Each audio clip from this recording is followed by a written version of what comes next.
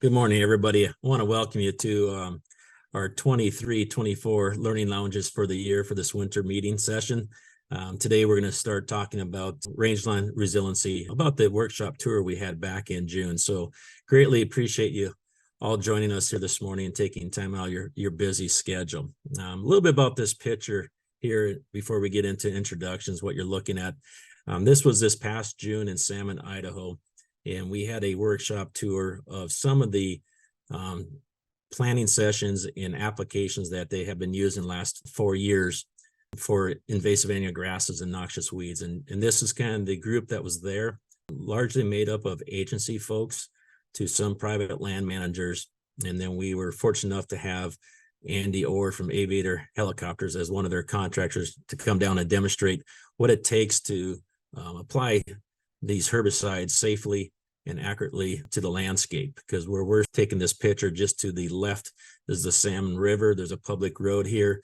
So it was a great opportunity for Andy to come down and demonstrate his accuracy with the application. And everything you see behind there in the mountain was applied 3 years ago. So it was a great meeting. I know we invited a lot of folks out, but we couldn't get everybody there. It's a long ways for a lot of you folks. So we thought we'd do a recap of this program.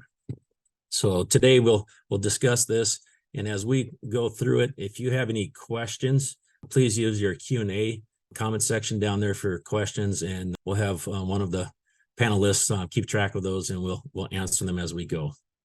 Well, thank you for coming again. My name is Trent Brousseau. I'm in Southwest Idaho, so I have territory number 4 there. Corteva AgriScience, we're very privileged to have opportunity to offer products in this area, and this is our district. As you can see, it goes all the way out to the Wisconsin, Iowa, Missouri border to the West Coast, and a very diverse group that we get to address these markets. We are focused mostly on rangeland in our area with some emphasis in right-of-ways industrial. I've been in the industry for the past 32 years, and the past 9 years been focused on range and pasture land management as a specialist. So I welcome you to be here today. I want to let the other territory managers introduce themselves, and along with our field scientists. Yeah, good morning, everybody. My name is Mike Otto. I cover number 5, which is Montana, Wyoming, and then the Western Dakotas. I've been here for about a year now, and I'm excited to be with this team. Thanks for letting me join, Trent. Yeah, my name is Katie Koenig. As you can see, I cover area number 6 or territory number 6. That'd be Western Kansas, Western Nebraska, and the whole state of Colorado. I see a few of you on the call as attendees, so happy you guys are able to hop on. I was able to go up and see this tour in person. Trent did a fabulous job, and I'm really excited to see him be able to share that now with you guys and offer this in a virtual setting. Yeah, morning. Will Hatler, so I'm field scientist for this group, cover field research and development for the Western U.S. pasture land management business. My territory basically starts at the Rockies and then goes to the West Coast. Thank you for everybody taking time and being part of this. So greatly appreciate those introductions. And Will Hatler does field a lot of calls for us when you folks call us and we can't answer them. We lean on Will, and he's a wealth of knowledge for us. So we appreciate him being here today and helping us out if we get some of those questions today. So a little bit about the tour, workshop and tour. I always say the best success starts with good planning. And really what these pictures are showing is kind of the group of people that attend it, but what we don't see is really the group behind this that go into this journey that we take on what it takes to start rangeland resiliency and looking at the habitat and improving the habitat. We had a great tour and workshop, half a day of workshop and then a half day tour. And this group in this planning session is based of United States Forest Service, the Idaho Fish and Game. We have the Bureau of Land Management involved, and then we have also the NRCS, and along with our private landowners that are amongst this land that we are working with applications. And then we also have non-government organizations that are partaking in these programs that we utilize in the fall. And those would be like the Rocky Mountain Elk Foundation, the Bighorn Sheep Foundation, the Mule Deer Foundation. These are all groups that see a high value of utilizing milestone and a mazapick in the fall for noxious weeds and invasive annual grasses to improve the wildlife habitat. So there's a lot of good people here, but it really starts with a good planning session. And this really started back in 2016 and 17 of what was some of their ideas and direction and their goals in this project. So first, I want to thank Dennis Newman. He's not on today. He's with the Idaho Fish and Game. He's the regional wildlife manager. A lot of these slides are from his talk in June. I can't put all 4 hours into 1 hour sessions, but we felt most of these slides really drive some of their decisions for their planning into their programs. And really what this core of this group decided is resiliency is built from the bottom up. If we have a diverse wildlife area, such as this picture on the left, we're going to have better wildlife, different diversity of wildlife too. And at the same time, not only we have diversity in wildlife, these public lands also get utilized by a lot of recreational people, whether it's biking, hiking, just bird watching, or utilizing for hunting, along with local ranchers using for grazing. And so when you look at these two pictures, it's pretty easy to see which one you would want to stand and take that picture of a land manager. Definitely the one on the left side, utilizing programs in the fall to allow this diverse ecosystem to allow itself to flourish versus just invasive annual grasses and noxious weeds taking over and becoming a monoculture. And being in the West for the last 20 some years, I'd have to say a lot of land managers, we kind of looked to the other direction as the invasive annual grasses and noxious weeds have taken over, and really thought it's not important. We can't take care of it. We don't have enough money. But after one fire, after decrease of wildlife habitat, after decrease of forage, we start thinking things differently. And there are tools in the toolbox. So today we're going to be talking mostly about a milestone and a mazapick as a combination program that is utilized in the fall. So we'll get a little bit more into that program, but just kind of want to build up some of the things that this group up in Salmon has seen as successes over the last 4 or 5 years. So here's a picture that kind of shows of one of the applications of Milestone Plateau a couple of years after the application, and resilient wildlife populations are spawned from resilient habitat. With the untrained eye, and you look at this picture, you might say it's pretty bare, but for their trained eye, as a land manager, you're saying those intermittent spaces, those open spaces are very healthy for rangeland.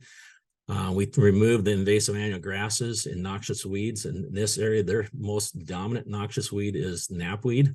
And we all understand what knapweed can do to the soil profile and be very competitive against the native community and outcompete it and put toxins in the soil and remove our native communities of grasses. But we can see as we allow the nutrients and moisture to be freed up for our forbs and our grasses to be more of a native wildlife habitat for the range ground. And these species on the left side are the ones that are going to benefit. It's just not about the four-legged animals. It's, we have our pollinators. As we increase our forbs, we allow that to happen. We have more birds come into play. And at the end of the day too, if you have streams, creeks, rivers on the bottom, it's also going to help improve that area. I'm not allowing it to be overtaken by noxious weeds and annual grasses, let alone let the seed float down the river to affect other areas.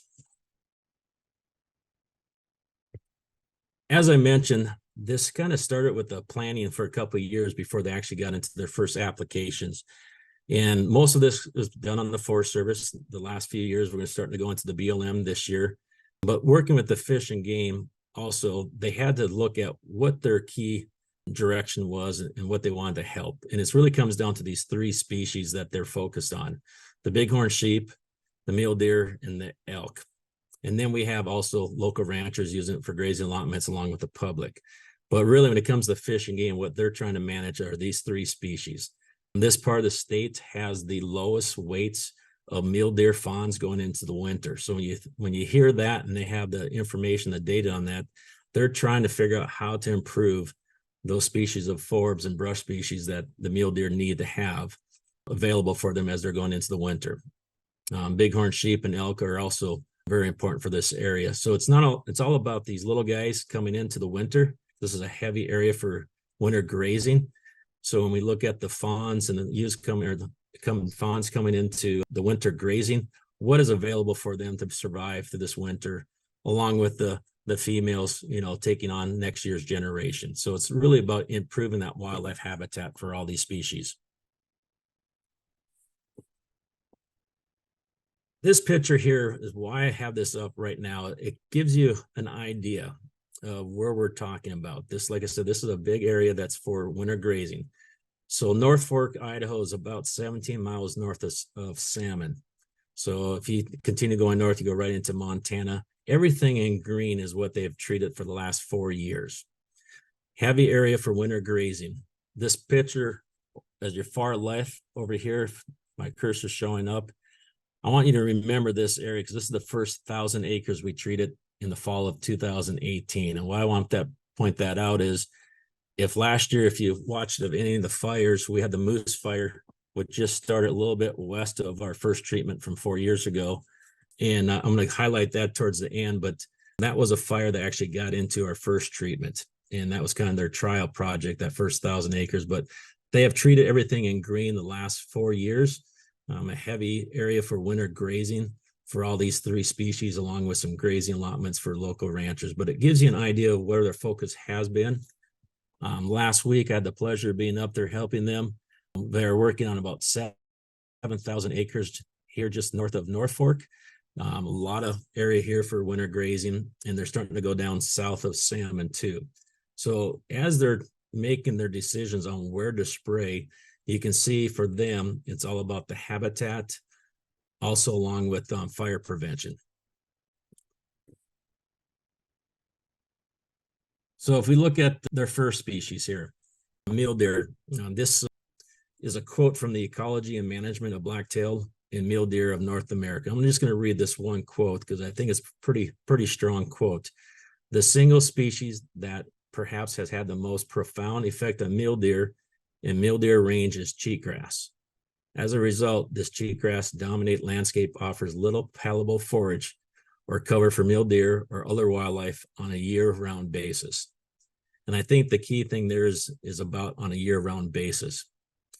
We have seen invasive annual grasses and noxious weeds take over our landscape and have decreased our palatable forage that our wildlife species are relying on, along with our pollinators and our birds. A little bit about each individual species here, and Dennis kind of pulls this out just from the standpoint of it kind of helps them stay focused on why they're doing what they're doing, why they want to continue to grow their core, their area to protect it.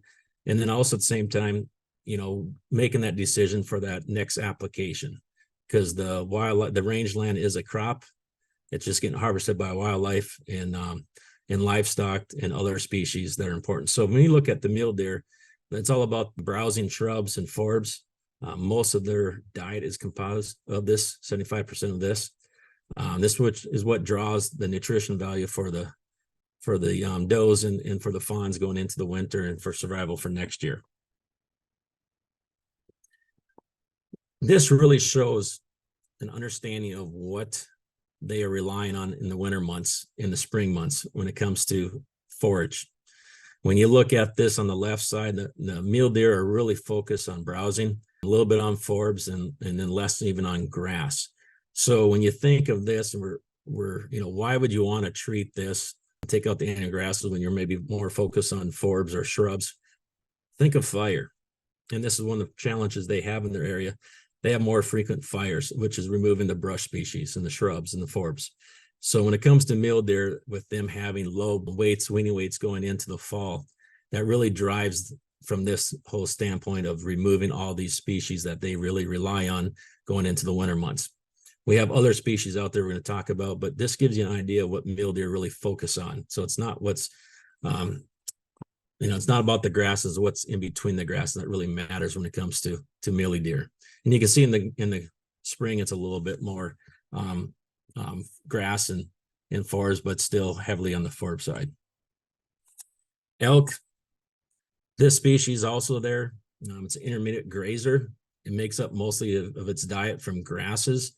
So this goes into their decision, as they're increasing their forbs, they're also increasing their grasses by taking out the invasive annual grasses and noxious weeds. They heavily rely on blue bunch and idle fescue in this area. They did have a Mustang fire here a few years back that set back some of their succession of forbs and shrubs, and it has become more of a grass setting now, which elk have moved in that area and really pushed out the mule deer, they said. So, anything they can do to improve their fire potential from happening year after year is a direction that they're looking at. What helps them make some of the decisions, the Fish and Game have some of all these species collared.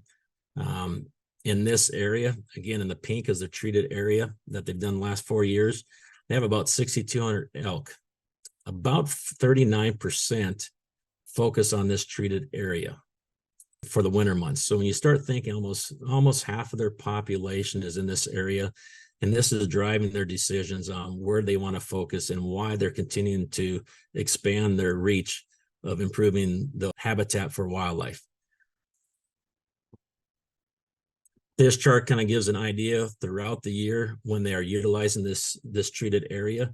As you can see, they come into the late fall into November, start moving back into this treated area and grazing there when it's the hardest time for them to survive in the winter months. So they're utilizing these areas during those winter months. Another species that they focus on also is the Rocky Mountain Bighorn sheep. Dennis with the Fish and Game, so this is one of the last bighorn sheep herds that the DNA goes back to Lewis and Clark. So a very important species for them to protect. They're more like cattle. They really rely on grass, and grass that's there for them all season long, and very viable, pellable grass. They, again, like elk, really rely on blue bunch and idle fescue. It makes up 80% of their diet. A little bit about these pictures here. I just want to point out these 4 individuals are the heartbeat of this whole program. The 2 young ladies on the left, Diane and Katie, they're with the Forest Service. They spend a lot of time on the ground monitoring and planning for these programs. And then on the right is the Fish and Game, Dennis and Jason. They're doing a lot of the monitoring of the species. So these 4 work hand in hand together a lot. Like I said, there's about another 8 to 10 individuals involved, but there's a lot of communication going on between these folks, but these 4 here really drive everything that's happening in Lemhi County up there. But they have about 156 bighorn sheep that they have collared. And what they're trying to do is really understand, as they're improving wildlife habitat, follow their movement and their migration, their habitat use, and give them more pellable forage. And as we know, if we're healthier, the easier we are to fight off diseases, and our immune system's better. And that same thing goes for the wildlife. And so they're really going to be monitoring this as they move forward with these fall programs of Milestone and Mazepik. So again, looking at this picture here of the treated area, what we're looking at here, we'd have about 156 collared bighorn sheep, but this is over the winter months of the roughly 544 bighorn sheep they have in this area on their grazing. So these are just dots. I just want you to put this in your mind. These are dots of where the 156 bighorn are grazing throughout the winter months. And the green area is the treated area. You still got 300 some bighorn grazing out there, let alone the elk and the mule deer. So you can see what's really helping them decide on where they're going to spend their time and their money is really about their winter grazing. And I think the next few slides kind of helps show how important this winter grazing is for them, for the wildlife and the public as we start overlaying some of these other species on top of this. But this gives you an idea of the bighorn sheep. Again, this will show their utilization. They're a little bit more in this area than the elk and the mule deer as they move out in the summertime, but they'll hang around a little bit longer throughout the year in this treated area. This picture here is basically showing that in the red down there, the treated area. As of last year, they treated a little bit over 15,000 acres. They're adding about 8,000 acres on this year, and it's going to continue to grow next year, about 15,000 acres. But this is where we're going to start overlaying the the span of the species. This is the bighorn sheep. This kind of gives you an idea of how in the green now where they go out throughout the summertime and graze. Here comes your mule deer. You know, they're moving from that red area from the winter, and they're moving out in the summertime to that larger area. And that's their summer range.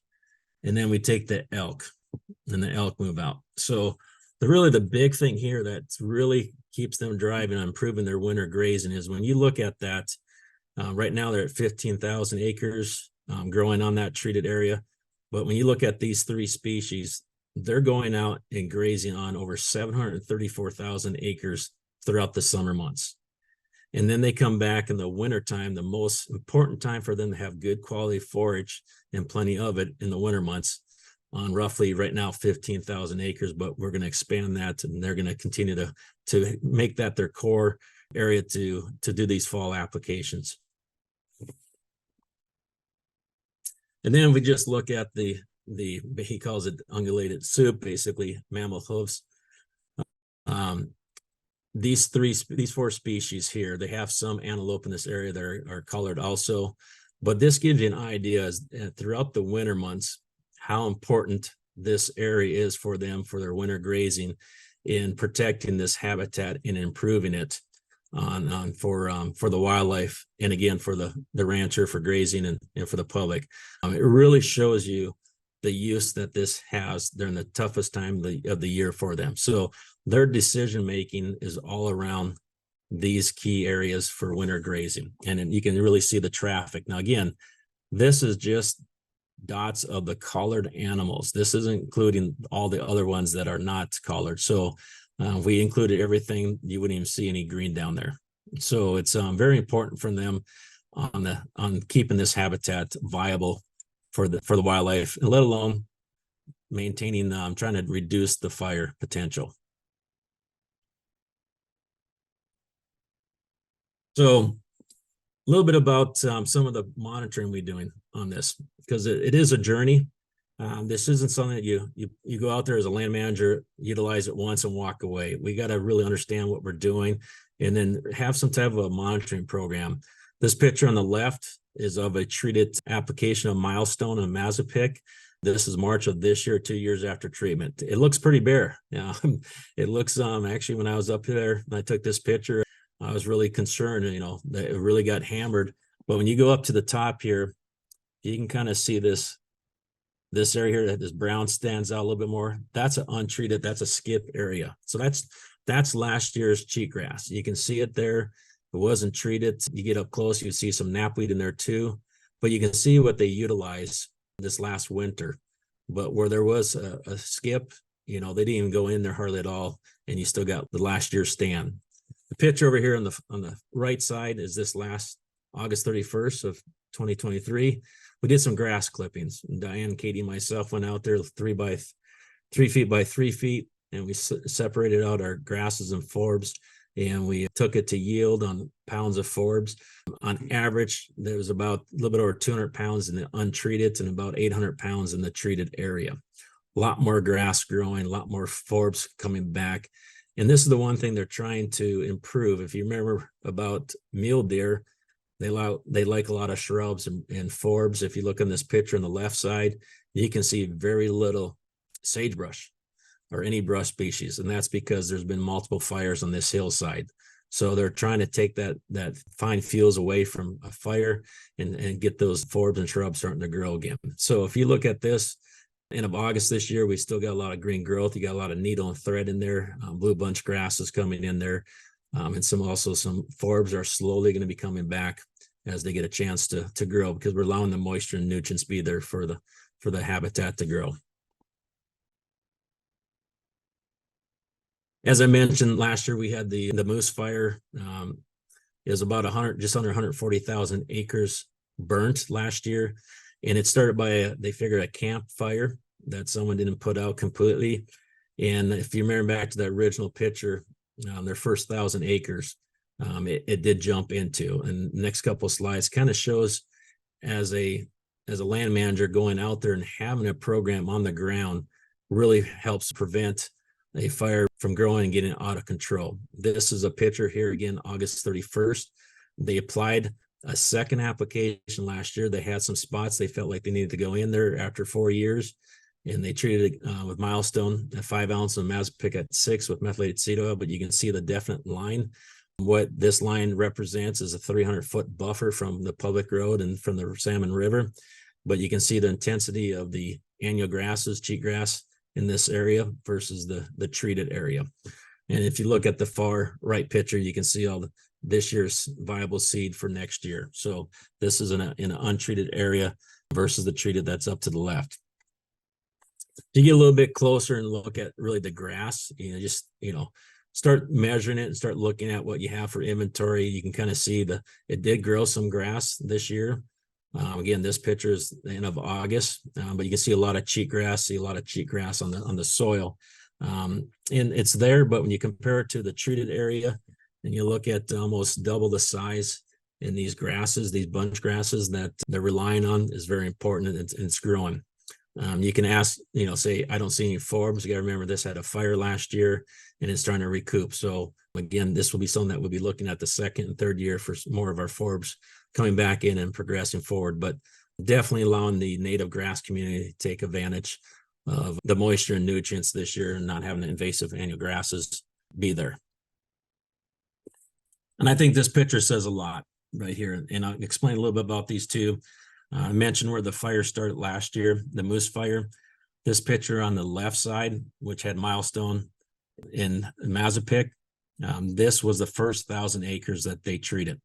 You can see a little bit on the right side there of that picture, really nice and green. The more tan color is the needle and thread coming back. So this is a year after. This is also again on August 31st, a year after the fire versus the untreated. Now all we're doing is pivoting across the Salmon River where the fire took off and burnt.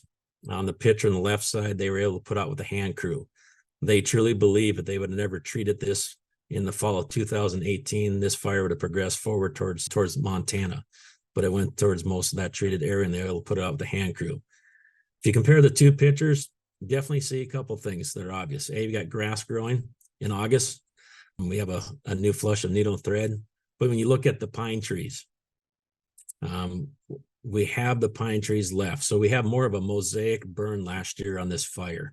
We reduced the fine fuels of the invasive annual grasses and noxious weeds, and it burnt more mosaic and was able to put it out.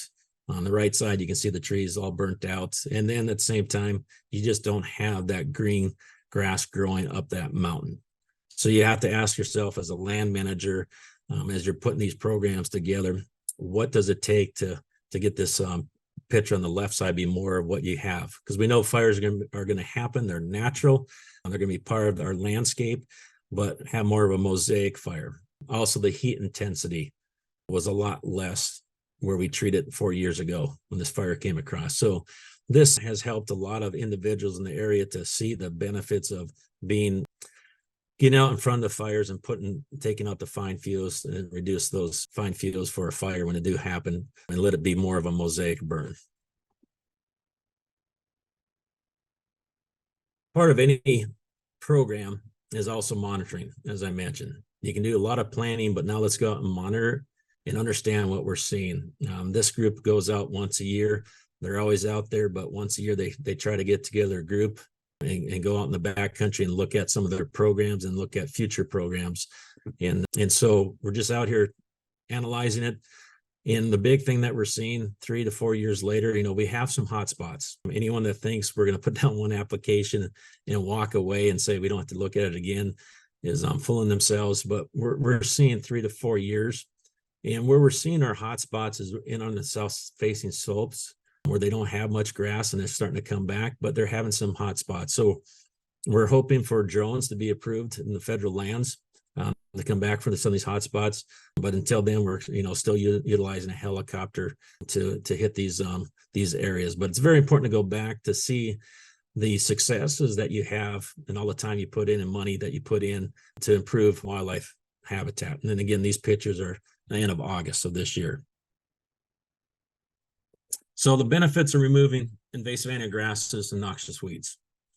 First and foremost, I mean, habitat and forage improvement. And that's really what we're about as land managers, is how do we improve our habitat? And we can't sit back on our heels anymore and just say we can't do anything, because we can do something. There are tools in the toolbox. And when we start removing the weeds, the annual grasses and the noxious weeds, we can improve our habitat, and which improve the forage at the same time. We then decrease our fire load, which at the end of the day builds up, when you put all this together, a rangeland resiliency and a healthier ecosystem. And that's really what we're trying to do. And that's what we are doing with these programs in the fall. So again, going back to this picture I showed earlier in the talk, diversity of wildlife requires diversity of vegetation. And you can add all those other layers on top of that besides the wildlife, livestock, public, humans using it for recreation, to biking, to hiking, to hunting. Which one do you want to walk through in the fall? And we definitely can understand that it's the one on the left side is what we're trying to achieve. And it is capable of achieving. And it's one of those things that as land managers, we can go this direction and improve our wildlife habitat and our rangeland landscape. So planning for rangeland resiliency, what does that kind of look like? A lot of things that I do with these agency folks, along with some private landowners, is deciding what I need for a program. Really what do you have in the toolbox? What's going to be key for your area? So what we generally start out is how much understorage of the native community do we have? That's really the thing that a person has to ask themselves, because that's really going to drive our direction, our budget, what we need, and the direction we need to go. So you got to understand that. Do I need to seed? That's a big thing that we have to ask ourselves. If I'm going to use a program and I'm going to use it in the fall, can I seed that fall instantly behind the program? And that's key for us. Or can I do it the next year? But why not just do it right away the first year in the fall and utilize the opportunity to take all that nutrients and moisture and remove those annual grasses, noxious weeds? So can you do that in the fall? And do I have more than just invasive annual grasses? Mazapick came out roughly 20 plus years ago, and we learned a lot about Mazapick. Now, one is timing's one thing, photodegrades, so you don't want to put it out there too early. And at the same time, when we remove annual grasses, what's going to come in replace of itself if we just have more of a monoculture? And it's been shown noxious weeds is what comes in. And so you need to have a program that addresses both annual grasses and noxious weeds. And then what type of application do I need? Does this program allow me to use the correct piece of equipment for the terrain I'm working on? And so those flexibilities need to be answered.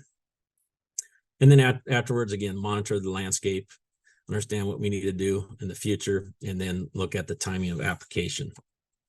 So talking about methods, when you're looking at Milestone and Mazapick, we can utilize these three pieces of equipment: helicopter, fixed wing, or ground equipment. You pick which one's best for your terrain. Obviously in the mountains, we're using a lot of helicopters. So with some of the BLM in Southern Idaho and Utah, we're using fixed wings because we can. And then on some of my private landowners, we're doing the ground equipment. And so really, you got to have that flexibility in the label that allows you to pick the right piece of equipment to apply it. Because the key thing is if we're going to spend the money on the products, we want to use the right equipment to get the best coverage for the situation at hand. So a little bit about the program that they've been using up here and the BLM has been using in Southern Idaho is on federal land. They're going with Milestone herbicides. They have been doing a lot of 5 ounces. They want to monitor their native forbs. They're a lot more comfortable after 4 years. This year, they're all going at 7 ounces of Milestone, but you got a range of 5 to 7 per acre. Mazapick, 5 to 7 ounces, and the methylated seed oil. In this program, what are you getting out of it? With Milestone, it has great activity as a pre-germination on annual grasses for your cheat grasses, Medusa head, Japanese brome, or those annual grasses, along with the noxious weeds. Both seed.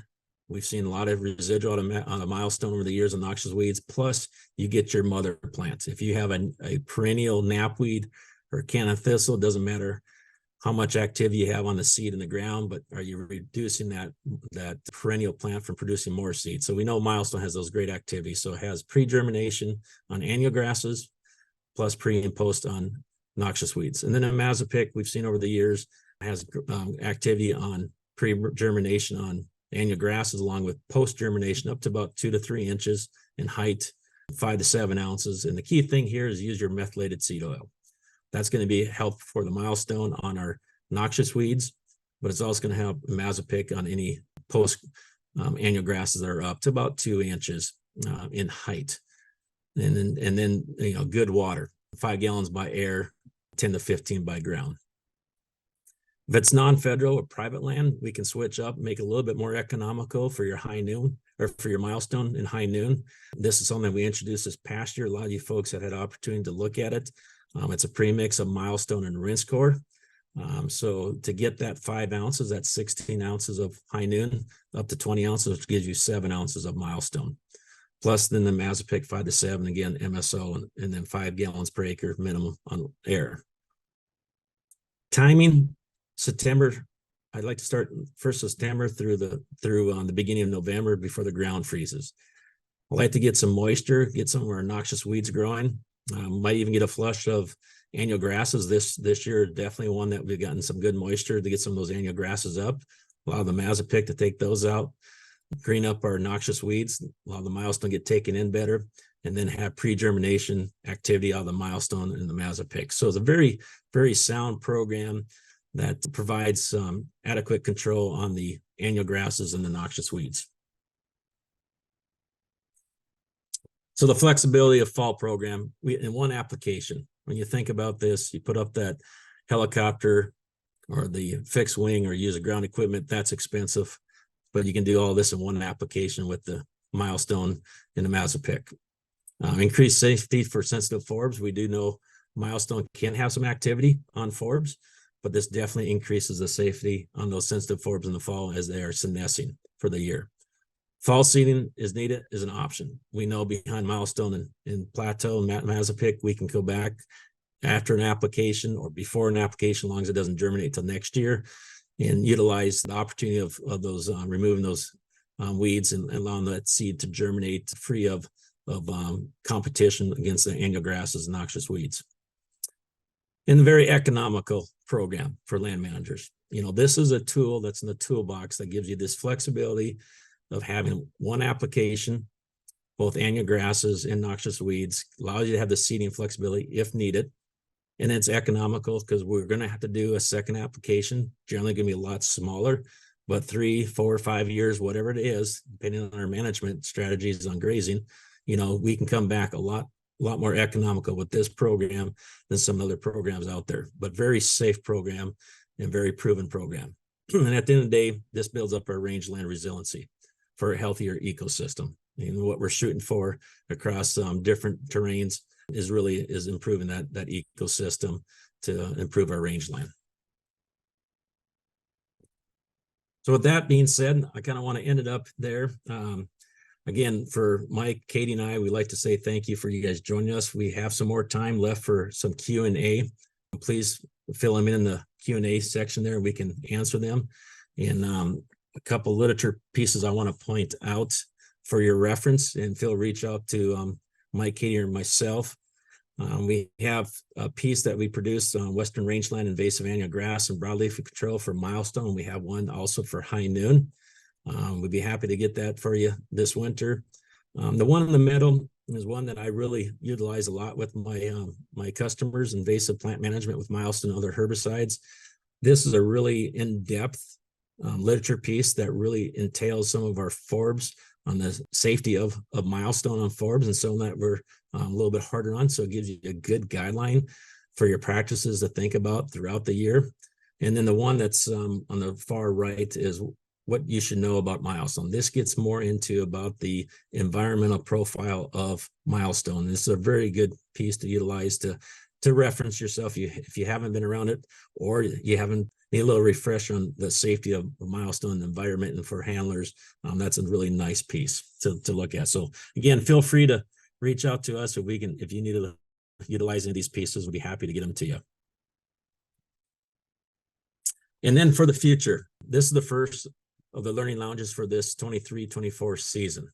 I want to point out 3 more that are going to be coming up January 9th, and you'll be getting invites. So you can write these down now, but we'll also be sending invites on January 9th, 2024.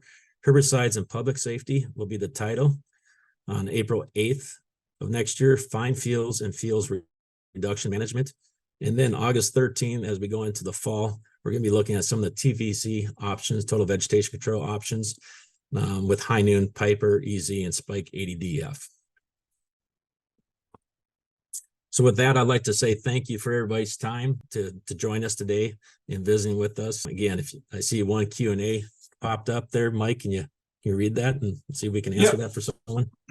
So we got a couple of them here, Trent. For the NGOs, how have they reacted to these plots? Animal collars provide proof of value. Is that what we're looking at? Yeah, so great question. Yeah, when it comes to the different foundations that have provided money to these applications have been very instrumental. They've seen some of the opportunities that it's improving the wildlife habitat, and that's why they're continuing with this direction.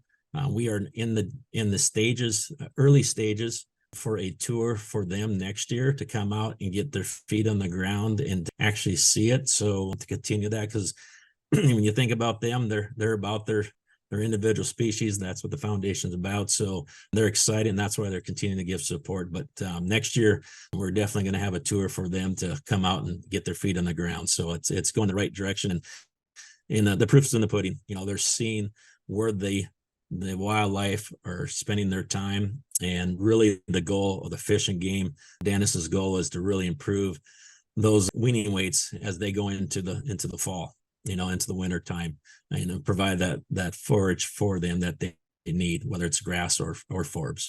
So it's they're definitely liking it. We're just going to take it to the next level next year and invite them out, and so they can go actually see it for themselves. Gotcha. One more kind of in league with that one. Are the treatment areas based on animal usage, or is the animal usage based is the animal usage a result of the treatments? Repeat the last part there, Mike. I didn't get that. So are the treatment areas based on where the animals are, or are the animals going to where the treated pasture has been treated? Okay. No, great question. So I can't answer it completely for Dennis and Jason from the Fish and Game standpoint, but I can let you know what I've been hearing over the last few years working with them. Their whole core goal was to protect that core of winter grazing. That's where they know they're going, and that's where they know they're having less weaning weights going in. So they want to protect that because they are already grazing there, and they're going to expand that treated area so other, to get the species, because they're not all in that 15,000 acres. They're going further towards salmon in other areas, but they only got so much money, so they're expanding their treatment area because based on the successes they've been seeing over the last 4 years. So they're going to continue to go where the wildlife are at that are utilizing the winter grazing. So they will probably monitor and be able to see if there's going to be more coming into that area. But when you think of that topography, high mountains, a lot of snow, they already are there. They're just trying to improve the habitat and the forage for them during those key months in the winter time. Great questions. Gotcha. And then last one on that topic, are the NGOs tracking the survival and herd growth of the in the desirable grazers? That's something I can't answer. That'd be one for Dennis. Mike, if you can, I don't know if you can see who asked that question, but definitely a good question. I can follow it up with Dennis and we can get back to the group really on that question, because I think we got everybody's emails, and we can see what Dennis, what the Fish and Game can say to that question. But a good question. I'll be happy to follow up on that one. Okay, moving on to a different one. What challenges have we found in communicating with the general public on the benefits of getting rid of the invasive species? Yeah, that's an excellent challenge. We've had outreach programs because we've had some challenges in the salmon area, and with some of the public, whether they are local or hunters coming in the fall. This year they were trying to get everything done before the control hunts started, which was a little bit of a success, and it went into the hunting season. But there is a challenge there. So the Forest Service and the Fish and Game provide outreach programs. This year, they did 3 different open houses for them. Last year, I was able to be part of the open houses, and another Corteva individual was there with us too. And we spent 2 days with the Fish and Game, the Forest Service, the BLM to answer any questions. Obviously, when we put a helicopter in the mountains in the fall, we get a lot of attention. But as we explain to the individuals and they understand what it's doing, they start seeing the benefits of it. Does it go over quickly and fast? No. But the moose fire definitely is one that is, in a roundabout way, was kind of beneficial for the program, because it definitely showed with having the fine fuels removed. Like I said, the Forest Service really feels that helped stop that to progress north towards Montana. And plus it saved a lot of houses. So it did help us show some of the benefits of these programs. Will we please everybody out there? No. I think we have to be honest and understand our correct expectation. But what's really nice is the outreach that the Forest Service, the Fish and Game, the BLM are working together along with the local cooperative weed management area, utilizing us too as Corteva AgriScience, coming with our specialties and providing information. So a lot of outreach program for the communities, and it's going to continue. Such as next year, we'll have this tour offering, and we might even offer it to the public. We're kind of debating how we go about that, but I think that's the next step too, is we need to allow the public to be part of a tour like we did this year, of getting their feet on the ground and showing them the benefits firsthand. So a lot of good direction on that, a lot of work, but very beneficial when we see the outcome we're seeing and the goals that we have to keep us focused. It's key to keep the public informed. And then at the same time, a lot of the local land managers are seeing what they can do on their own land. Gotcha. Thank you. And then a couple more here. Is there a way to measure the increase or improvement in forage quality and quantity as it relates to deer, elk, and bighorn sheep as a result of eliminating the invasive species? Yeah, that's you kind of want to address that in a scientific manner. But yeah, we can go out there just like those grass clippings. You saw those flags in that picture. Those are 3 feet by 3 feet, and then we weight it, and then you can do your math backwards to figure out how much grass, how much forbs you have out there per acre. And then we did it versus the untreated. We are taking it to the next step of sending it into labs, to a nutritionist lab, to look at the quality of that nutrition. I know Dr. Brian Mueller, University of Wyoming, he talked a little bit at the Utah Weed Conference this past winter, and he started some of those projects. They're focused on Ventonat a lot up in that northern Wyoming country. But he has some promising information from some of his studies he's starting to look at. So we're doing the same thing. We're just going to take the next level and take a look at that.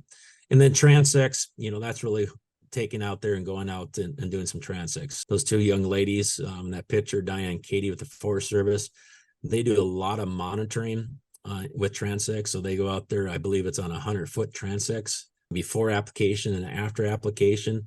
And they're taking inventory of grasses and forbs and brush species. One thing that's becoming of interest and importance for the Forest Service, and we're going to have a meeting here at the end of October, they're being asked from an erosion standpoint, what is the crust of the soil? As we remove these annual grasses, we've seen for decades of just being a monoculture, the way it looks up there, to more intermittent space like a native community needs to be. What is the potential for erosion? And so they're being asked to start monitoring the crust of the soil. And when we were doing those grass clippings, Diane and Katie made some comments as they were doing them. They were noticing that, and it was very firm ground and on those hillsides, and they just had a rain in those areas where we were at, and they were very pleased on what they saw. But that is something else that they're being asked by the Forest Service to start thinking about monitoring. So there's a lot of different things we can and will monitor, but everything's going in the right direction. But the key thing that this group understands is it's just not going to happen with one application, but it's not also going to mean we got to go back and do thousands of acres. We can do a lot more downsize in application. And instead of doing 1,000 acres, we can do 100 a couple hundred acres. So it's going in the right direction. Brent, there is another question in the Q&A that I think we need to, with what time we have left, definitely address, especially because I get it quite a bit in my area. But could we revisit a milestone and a Mazapick residual and pre-emergence with cheatgrass? So, I mean, obviously, I don't know if you can talk to why these treatments were milestone and Mazapick, and then obviously in a lot of private land settings, we're seeing a lot of indaziflam. So maybe the difference of why they're using imazapic and why we recommend imazapic, as most of you know, is not a Corteva product or active. So maybe go into more detail and the detail behind the residual that those two offer together. No, that's another good question. We've learned imazapic. It's been roughly 20 plus years since BSF brought it out. And they've learned a lot about it and a lot about it from the standpoint what it doesn't provide. And the one thing I wish I had a recorder when I was with my first fall treatment with the BLM the next summer. This was about 35,000 acres just north of Twin Falls, Idaho. They put milestone in there for rush skeleton weed. They didn't really understand the pre-germination that milestone brought on annual grasses too. And when we drove around the next June and start looking at it, they were really excited. They saw Globe Mellow coming back was the kind of their key one that they saw for some forbs. Saw some sagebrush coming back from seeds by removing the annual grasses. But the biggest thing they said was they've never seen a Mazapick look so consistent on annual grass control. And then they had all the noxious weed control that the milestone brought to it too. So they didn't really understand the pre-germination effect that milestone brought to the table, and it made it a lot more consistent. So the key thing for both products, we want to get it on the soil before they germinate and into that soil profile. So we know a lot of our annual grasses can germinate. We've seen a lot of it. If you've been out in the field, you'll see cheatgrass and medusa germinate on top of that, on the soil, right in the duff. We want to have that chemical around those seeds when they germinate so we can take out the shoot and the root. That's key. I always tell folks, if we have a little bit of rain and you start digging, you see some white shoots growing in the soil, maybe wait a week or two for those to come up so the plateau can take those out post-emergent. But really the milestone does a great job as pre-germination along with the Mazapick. And then we get the noxious weeds also there with the milestone. So one application has just really brought a good consistent efficacy for both annual grasses and noxious weeds, and both products benefit the taking out the annual grasses at the beginning. We're going to see a lot this year with our August and September rains. Last week when we were up here spraying, we took a picture. We had 10-inch cheatgrass, already 10 inches tall. Okay, we know plateau at 5, 6, 7 ounces won't manage that. So we're going to see some activity. We're going to challenge the Mazapick this year because we have a lot of post grasses up a lot higher and taller than we have in the past. So we already know our expectation is going to be down on that. But any of those other flushes, because we know there's going to be more flushes, we're going to get the milestone and the Mazapick in the soil around those seeds. So as they germinate, they'll take up the herbicides and take out those seeds from moving forward. Does that help answer? It's really the timing of putting that out there before the seed germinates and get it in the soil profile where the seed germinates. Yeah, and then I also think a fair note is that would be on the milestone label talking about that pre-emergence. Yeah, you have to go to, it all depends what platform you use, but it's on page 8. There's a paragraph that talks about annual grasses. And I've had good conversations with customers about that because it talks about suppression. And I guess hats off to Corteva and to our researchers. We really want to build up the right expectation because we know we can get control. We know that between this program, but we also know this year with the grasses that are growing, we're going to see some suppression because there's stuff that we're not going to get an advantage of taking it out because it's already ahead of the game. So I think building up the right expectation is good. And so that's, you see on that label there, talks about managing annual grasses and utilizing milestone in that program. But it's strictly, Katie, strictly a pre-germination in that program when it comes to our annual grasses. No, great questions. We took that up to almost 9 o'clock here, or 10 o'clock, depending on what time zone you're in. So I appreciate it, but we've got a couple more minutes here. We can see if there's any other Q&As, but great questions. Appreciate everybody's time and participation, but we'll leave it open here for a little bit more. That's it, Trent. There's no more Q&As, so we can probably close it out. Well, great. Well, we as always, Corteva, AgriScience, Mike, Katie, myself, everybody, Will Hattler, everybody in the background. We appreciate all your support. You guys have been great to us for many years. Hopefully we can return that with meetings like this, offering them virtually. At the same time, you'll be seeing us this winter in person at your state conferences. Please feel free to see us at our booth. Talk to us, challenge us. We'll be happy to work with you. We like being part of the planning session, because that's really what we're about, is using the right tools, because our tools sometimes don't work and someone else's does. So appreciate everything you guys do for us. And if you have any questions, please feel free to reach out to Mike, Katie, or myself. But everybody else, have a good day.